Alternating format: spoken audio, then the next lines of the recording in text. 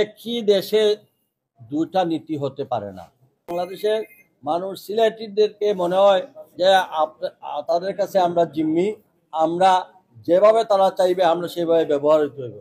তারপরে এখন বিমান, সিলেট প্রবাসী অধ্যুষিত এলাকা, বাংলাদেশে একই দেশে দুইটা নীতি হতে পারে না।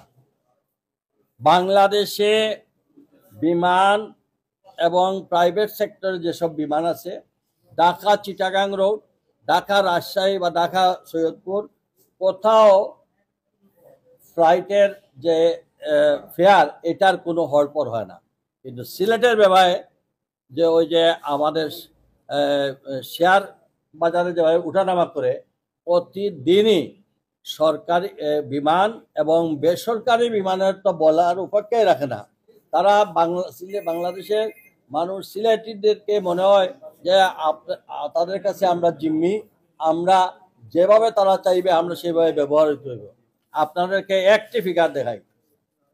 এই গত তারিখে আমি একটা দিয়েছিলাম, গত পরশুদিন, ইউএস বাংলা সিলেট থেকে ঢাকা 19,040 টাকা, একই ডেটে ননস্টপ, একই ডেটে নবয়ার 21,650 টাকা, খালি সিঙ্গুল যাওয়া।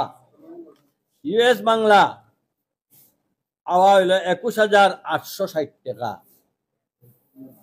আর আবার ইউএস বাংলা যাওয়া 21,860 টাকা। মানে একই, এখন যদি 21,000, 20,000, 19,000, কোন সময় 11,000, কোন সময় 6,000, কোন সময় 9,000, তারা প্রতিদিনই প্রতি মুহূর্তে তাদের রেট।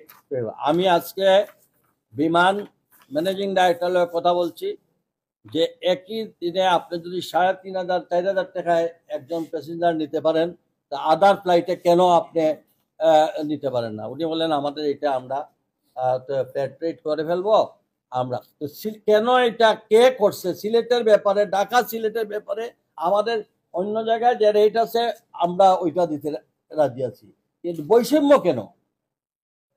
আর সবচেয়ে বড় বৈষম্য করতেছে ইউএস বাংলা, এই যে নবয়ার, এরপরে এইগুলা, এদের মানে ব্যক্তি মালিকানাধীন এটা, কিন্তু সিলেটিদেরকে যেভাবে ইচ্ছা এইভাবে ব্যবহার করা হচ্ছে। অনতিবিলম্বে যদি এটা পরিহার না করা হয় আমরা দুর্বার আন্দোলন করব। এবং তার এই বৈষম্যের জন্য আমি দাবি করছি যে অন্তর্বর্তীকালীন সরকার যদি এটার পদক্ষেপ না নেন তাহলে আমরা মনে করব আমাদের সিলেটবাসীর সঙ্গে বিমাতা সুলভ আচরণ করে। আজকে আমাদের কোনো এই অঞ্চলে কোনো লিডারশিপ না থাকায়, আমাদের এই প্রতিষ্ঠা মণ্ডলীতে আমাদের বিভাগীয় এই সিলেট বিভাগের কোনো নেতৃত্ব না থাকার কারণে আজকে আমাদের সিভিল প্রশাসনে আমাদের লোক না থাকার কারণে অন্তর্বর্তীকালীন সরকার আগের এই ফ্যাসিস্ট সরকারে কোনো উন্নয়ন করে নাই।